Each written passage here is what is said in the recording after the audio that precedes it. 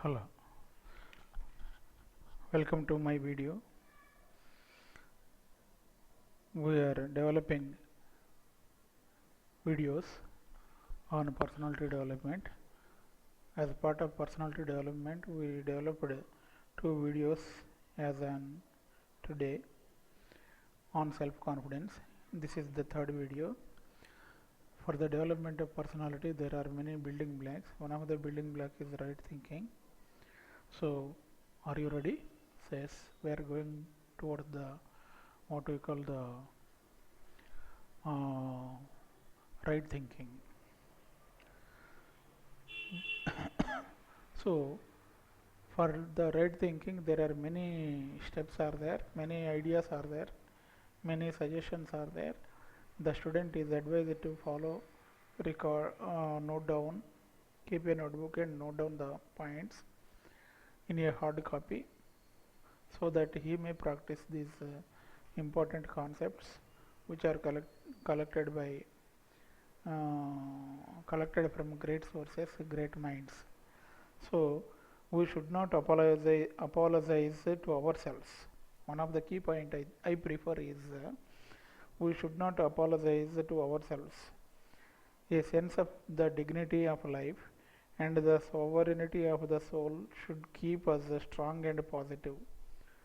We should be too big for the little habit of excuse making. Self-depreciation never won a single battle of life. It has, on the contrary, killed ambition, weakened the will, and incapacitated thousands of men for noble work. Apology is weakness on parade. Avoid it. Observe some man who comes toward you, walking with short, jerky steps, his dress careless, the corners of his mouth turned down, keeping well to keeping well to one side of the walk. As he passes, he gives you a hasty, frightened glance, which tells you which tells you unmistakably of despair, discouragement, and failure. The man's whole life probably has been negative in its character and outlook. The daily and perhaps hourly streams of false suggestions poured into his mind have at last overwhelmed him, and his life closes in an eclipse. Many a man tortured by fear and laziness does not realize that a flood of negative thoughts daily affects him. He hedges himself in which he hedges himself with suggestions of limitation, incapacity, and unworthiness. He constantly thinks of how he will succeed. He constantly not think of success, but of how he will surely fail. So, thinking is one of the criteria, and the thinking again is the right thinking and the negative thinking. In developing the habit of positive thinking, of seeing only the best in yourself and others, of regarding yourself as capable of great things, it is well to bear in mind that our thoughts really make us what we are. What you did yesterday makes you what you are today, and what you do today determines what you will be tomorrow. Suppose you put these practical questions to yourself, you will get some idea. Does the negative thinking helps? Is it desirable for me to encourage thoughts in mind that break down, hinder, and incapacitate me for good work? Do I want negative thoughts and inevitably bring discontent, unhappiness, and ultimate failure in their train? Your answers will be, of course, that you do not want them. But such thoughts work insidiously and will find an entrance into your mind if you are not extremely vigilant. The surest way to keep them out, however, is to fill the mind completely with vital positive thoughts, to think constantly of yourself as a man of unlimited possibilities, growing daily in mental and spiritual power, equipped for great things, a necessary part of God's glorious creation, and moving towards a triumphant and immortal destiny. It is difficult to construct it is difficult to construct positive thoughts out of the poor stuff from which dreams are made.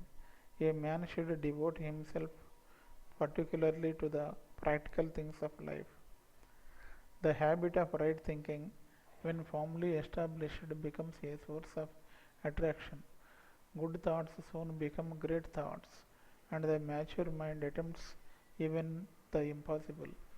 The power of single thought at the beginning of a day can hardly be estimated. It can change despondency into hope and fear into courage.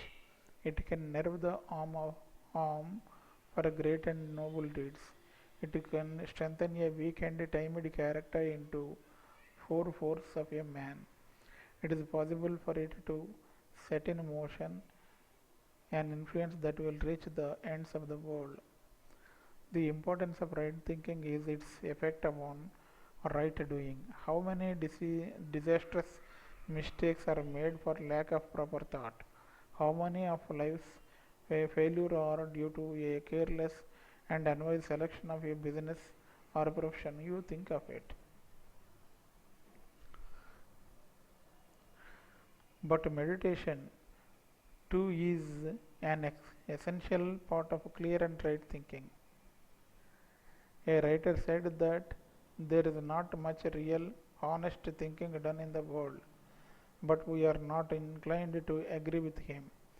Much of the thinking is honest enough, but it is badly organized and even more badly applied. We must learn to brood more over our thoughts, to dwell long and intently upon ideas that seem dark and obscure, to fashion patiently intricate links of truth into chains of powerful arguments.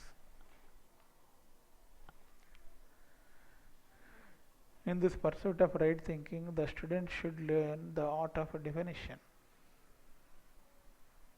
Thoughts fully matured in the mind are seen to be there in so many words. What do our thoughts or words really mean? The first is to define them, and next to consider their truth. It is well sometimes to think aloud when alone in order to bring one's thoughts into concrete form. There is the advantage of definiteness, of getting an impression of the sound of words and tangibleness. Thoughts, when uttered, take on at the instant a life, reality, and a character not possessed before. They can then better be considered, analyzed, and assigned to their proper duty or thrown upon the scrap heap. The very act of giving expression to our thoughts illuminates and invests them with a new power and significance.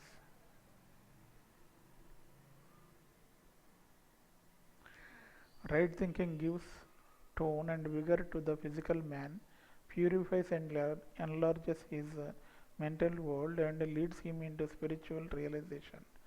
While our thoughts are building body and character, they are also shaping human destiny. A man who thinks right has reason to feel proud of himself, and he walks abroad with a holiday in his eyes. There is no weakness, no timidity, no hesitation, since to him right is might. He has learned to make his thought selective, by aid of which he takes the good and rejects the bad. He knows how to fit each thought into its proper place, make correct inferences, and form well considered judgments.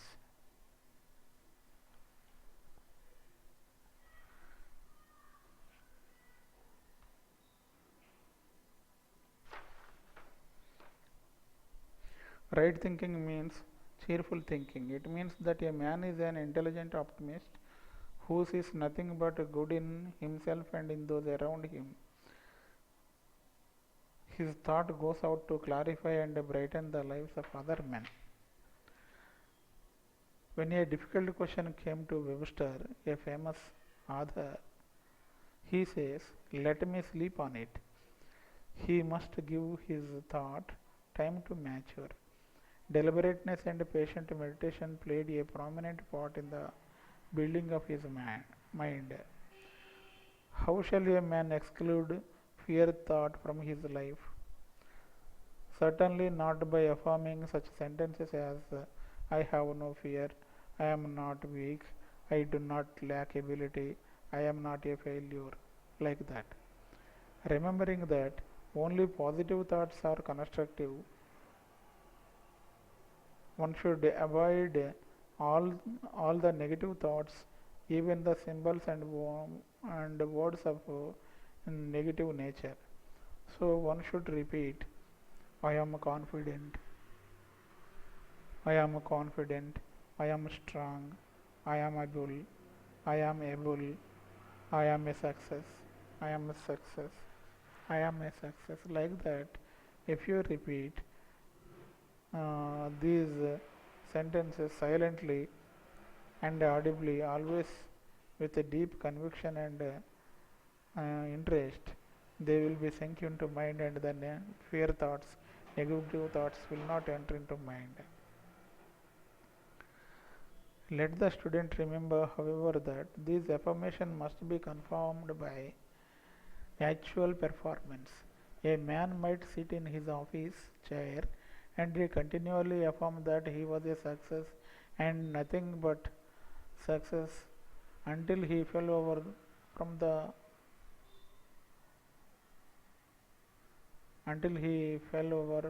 heart failure. When you say, "I am courageous," you must demonstrate it in your daily life.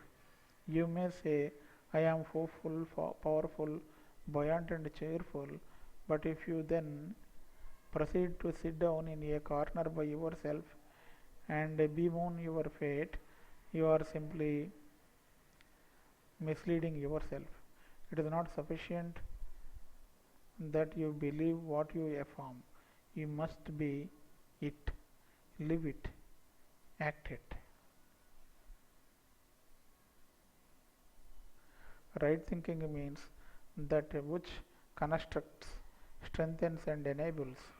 It means a better manhood, the pluck to do and to dare, and the heroism of mighty endeavor. It knows no limitations but reaches out daily for new conquests. It is a power growing through its own use. So, these are some of the ideas of right thinking. Right fear and right thinking we have studied. So, the right fear comes from faith and God, and right thinking is practiced by the individual. Okay, thank you for watching my video. Click the thumbs up button below the video. Visit my website personalitydevelopmentreddy.com. Thank you for visiting my video. Thank you. See you in the next video.